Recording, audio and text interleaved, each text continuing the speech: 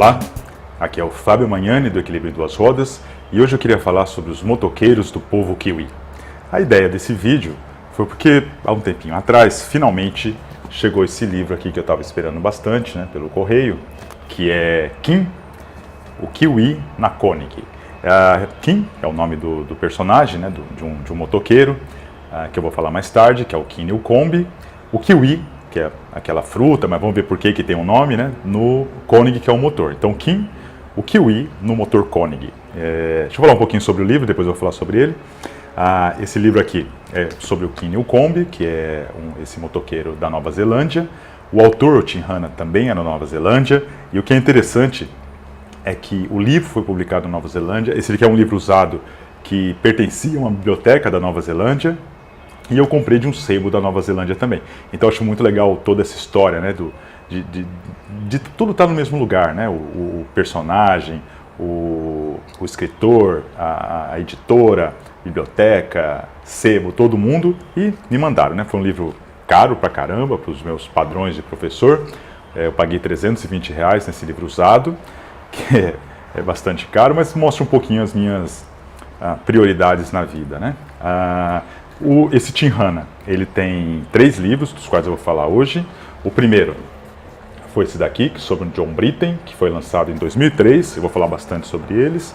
O segundo, de 2005, sobre o Burt Murrow, que é esse daqui. E o terceiro, esse do Kim, vou mostrar de novo aqui, que é o do Kim, de 2010. O que une esses 3 motoqueiros, o que faz com que as histórias sejam mais ou menos parecidas, é que os 3 foram motoqueiros da Nova Zelândia, os 3 infelizmente já morreram, e eles não eram só pilotos, eles eram motoqueiros no sentido de serem pilotos, mas também eles eram fabricantes, eles fabricavam suas próprias motos especiais. Então, os 3 têm histórias muito, muito legais. O Tim Hanna também é motoqueiro, ele anda numa Norton Fastback do final dos anos 60 e início dos anos 70. Ele pede desculpa pelos livros serem tão grandes, porque na realidade tem muitos detalhes técnicos e muitos personagens. Só que ele pede desculpa e fala assim, mas não é para ser chato, não. É que o livro, eu estou falando sobre uma coisa que eu amo, que eu sou apaixonado, que são as motos e essas pessoas.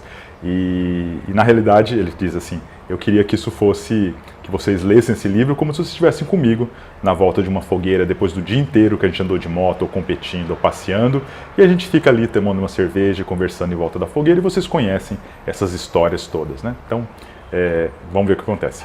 Primeiro, vamos lá, por que Kiwi, Deixa eu voltar, que ele falou que o título do livro é o Kiwi na Konig, no motor Konig. Eu não sabia isso muito bem antes de ler esses livros daqui, é que Kiwi é o apelido que é usado para designar as pessoas da Nova Zelândia, mas é um apelido carinhoso que eles mesmos usam, Eles dizem assim, eu sou do povo Kiwi. E Kiwi não é bem a fruta, Kiwi que eu não sabia isso, antes de ler. Kiwi é um pássaro que é parente do avestruz, mas ele é pequenininho. Ele tem mais ou menos 35 centímetros de altura, ele tem uns 3 quilos, e que é comum na Nova Zelândia, então por isso que eles chamam de povo Kiwi, povo da terra onde moram esses pássaros Kiwi. A fruta não é de lá, Essa fruta que a gente conhece do kiwi é da China. E na China ela é chamada de fruta do macaco, e na Nova Zelândia ela não é chamada de kiwi, ela é chamada de groselha chinesa. Só que nos anos 70, alguém lá na Nova Zelândia começou a produzir esse kiwi, essa fruta que a gente chama de kiwi, e começou a exportar para os Estados Unidos. O pessoal dos Estados Unidos, quem estava vendendo ali, comercializando, falou assim, não vamos chamar isso aqui de fruta chinesa, Vamos chamar um negócio mais chique, vamos dizer que nós estamos importando da Nova Zelândia.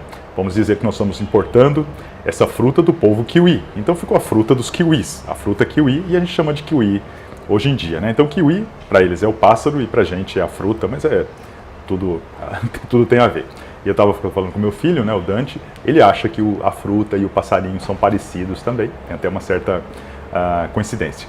Falar um pouquinho só sobre a Nova Zelândia, A Nova Zelândia é um país que fica do outro lado do mundo, lá perto da Austrália.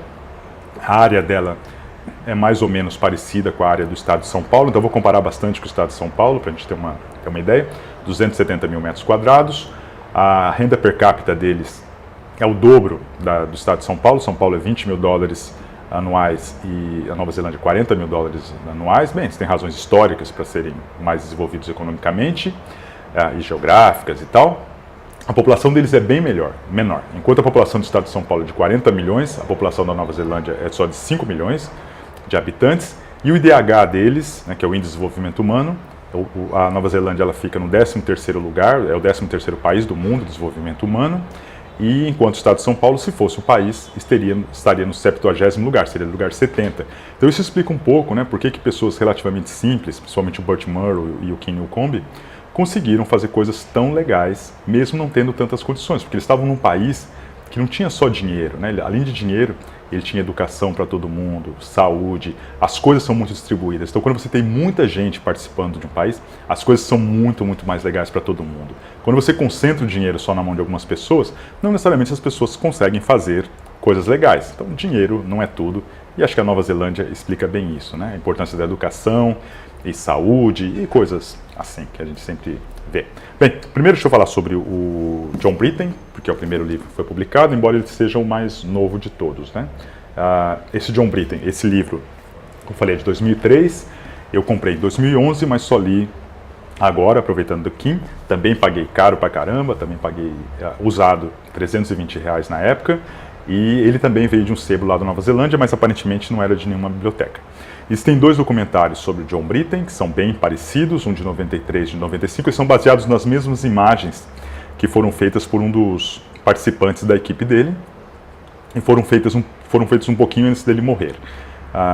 E é bem legal, porque mostra como que ele, os amigos dele, como que ele falava, como era uma pessoa doce, sorridente, e mostra a moto também nas pistas, então muito, muito legal. Para ter uma ideia da importância dessa moto, em 1998 o Museu Guggenheim fez uma exposição para celebrar o século XX e escolheu uma exposição muito famosa, escolheu as motos para representar a passagem do século XX. Entre as 114 motos de lá, motos famosas, né, da Honda, da BMW, estava essa moto da Brittain, que não é uma moto nem de produção, né, foram feitas só algumas unidades, mas ela é tão icônica, tão histórica, por inovar tecnologicamente, no design, na arte, que ela estava ali como uma das principais motos do século XX. Então, ela ficou no imaginário de todo mundo. Desculpa. O que essa moto tem de especial, né? Primeiro, esse John Brittain, ele tinha uma certa formação técnica de engenharia e de design, mas ele era mais um artista do que um engenheiro propriamente dito. E ele não sabia não contaram para ele que você não faz um motor de uma hora para outra, né? Um motor é um desenvolvimento feito pela engenharia, um desenvolvimento muito lento, cada pessoa vai melhorando um pouquinho. Ele não sabia disso, ele foi lá e fez um motor completamente novo e funcionou. E não só o motor, né? Ele fez um motor, a estrutura da moto, toda a carenagem, tudo novo, em poucos meses. Ele e a equipe dele, né, os amigos dele, lá no fundo da casa dele. E a moto funcionou muito bem. Mas o que é legal, assim, por que isso deu certo? Porque ele não pensou só na engenharia, e nem só no design, nem só na arte. Para ele, essas coisas tinham que ser unificadas. Não fazia sentido separar só uma, né? Fazer uma moto artística, bonita, mas que não funciona, uma moto que tem um bom design, mas não tem boa performance, ou que tem, aparentemente, alguns aspectos de engenharia muito bem feitos e outros não. Para ele, tudo tinha que ser integrado. Tanto é que o Kevin Cameron, que é um dos maiores jornalistas de motos do mundo e da história, ele chamou, né, o John Brittain nas suas publicações de o homem do Renascimento, né, assim, o homem que conseguia unificar de novo, como faziam os grandes mestres do Renascimento, tecnologia com arte. Algumas questões técnicas, né, por que essa moto é tão famosa do ponto de vista técnico? Porque o motor era estrutural, então ao contrário das outras motos que normalmente tem um quadro metálico e o motor é encaixado dentro, no caso da Brittain, o motor é a estrutura e a moto é montada em cima. Quase toda ela é feita de fibra de carbono, que era uma coisa bem nova na época, e usava injeção eletrônica e várias outras coisas diferentes também. A aerodinâmica dela é diferente, né? Ao invés, normalmente essas motos esportivas, ela é toda carenada, inclusive em volta do motor. E ele achava que não valia a pena fazer isso. Para ele o motor, ele fez um motor bem fino, e para ele era como se fosse uma faca que cortava o ar. E a parte de cima, que vem o tanque, o piloto, era como se fosse uma bala, né, que também corta o ar. Então para ele a moto funcionava como se fosse uma bala sobre uma faca. O John Brittain, uma curiosidade é que ele tinha dislexia, então ele não conseguia ler e escrever direito, e mesmo assim conseguiu fazer esse monte de coisas. Ele era um bom designer e um bom motivador, um visionário, então fazia coisas muito legais e trabalhava muito, mas tinha suas deficiências. Ele não gostava muito de engenharia, não gostava muito de refinar as coisas, ele gostava de criar coisas novas, e os seus amigos tinham que ficar refinando, e por isso muitas vezes as motos quebravam, né? Ao invés de ele desenvolver uma coisa bem feita e confiável, ele preferia ficar mudando de conceito. Bem, é um preço que a gente tem a pagar por isso. E a gerência dele também não era muito boa, às vezes ele prometia coisas e não cumpria, e os amigos deles ficavam bravos e chateados. Paciência, ele sempre tem que ter o ônus e o bônus dessas situações. E ele foi piloto de moto também, amador, mas quando a coisa começou a ficar séria, ele começou a competir mesmo com essa moto, daí a equipe dele contratou um piloto profissional. Foram fabricadas 10 motos dessa Britten, 3 para competição que eles usavam e 7 para vender, para conseguir dinheiro para manter essa equipe. Ele tem algumas vitórias, né, que ele conseguiu. Ele bateu no Isle of Man, na Ilha de Man, que é a corrida mais importante ou mais histórica do mundo. Ele conseguiu bater o recorde de velocidade em 93, bateu vários recordes de velocidade com motos abaixo de 1000 cilindradas na estrada. Em 1994 ele pegou em primeiro lugar numa competição em Daytona e, bem, não conseguiu ganhar mais coisas porque ele morreu em 95 de câncer de pele e daí, sem ele, a equipe acabou se desfacelando e se desmanchando, mas mesmo assim a moto impressionava muito, porque embora ele não tenha vencido tanto, ela quase sempre ganhava. Enquanto ela estava funcionando, ela ganhava de todo mundo, empinava 200 km por hora, quando as outras não faziam isso. Então era uma moto que impressionava muito, e era bonita e diferente e tudo. Todo mundo sabia que com um pouquinho mais de desenvolvimento, essa moto seria um grande sucesso mesmo, com muito mais vitórias, mas, como disse, infelizmente ele morreu. O segundo motoqueiro, né, que é o Burt Munro, esse aqui eu já falei muito sobre ele, né? Em 2011 eu publiquei um artigo na revista Moto Adventure. O ano passado eu editei um vídeo sobre ele também aqui. Ele tem esse livro, né, de 2005 do Tim Hanna, que eu li em 2011, mesmo assim é usado, também paguei meio carinho, R$110. Esse veio da Alemanha, era usado da Alemanha e não da Nova Zelândia. Ele tem um documentário de 1971, enquanto ele estava vivo, né? Ele morreu em 78, aos 78 anos de idade, de causas naturais.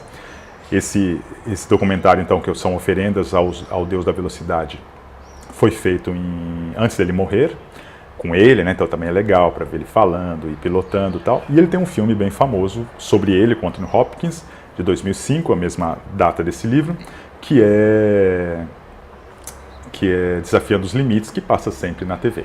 O que esse Burt Munro tem de interessante, né? Aos 20 anos, em 1920, ele comprou uma moto chamada Indian, que é uma moto que compete com a Harley Davidson.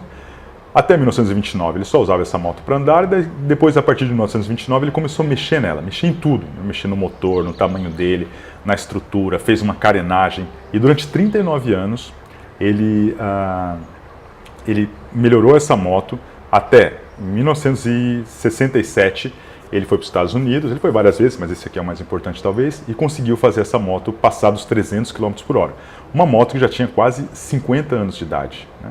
Assim, uma moto super antiga, que ele sozinho lá na casa dele e tal, quase sem dinheiro, trabalhando quase todos os dias, por quase 40 anos, ele conseguiu fazer essa moto ser super rápida, né? Então ele também é um símbolo, né, de pessoa que consegue, com poucos recursos, mas com muito trabalho, com muito amor, conseguiu fazer uma coisa muito especial, e ele é muito venerado por isso.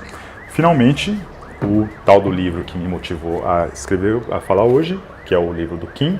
Esse Kim Newcombe também é na Nova Zelândia. Na época ele estava na Austrália e foi trabalhar numa empresa de barcos de competição.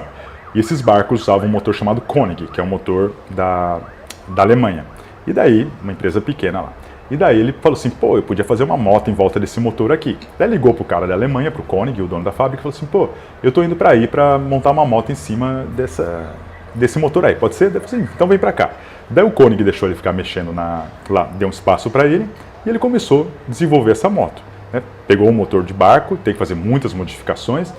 Era um motor 2 tempos, que na época não faziam tanto sucesso assim, né? Depois, com a história, os motores 2 tempos venceriam todas as corridas, mas naquela época ainda não, então ele foi muito importante para isso, e começou a montar a moto. Mas o que é interessante é que ele fazia tudo. Ele fabricava a moto em cima do motor, ele que pilotava, ele era um piloto muito bom.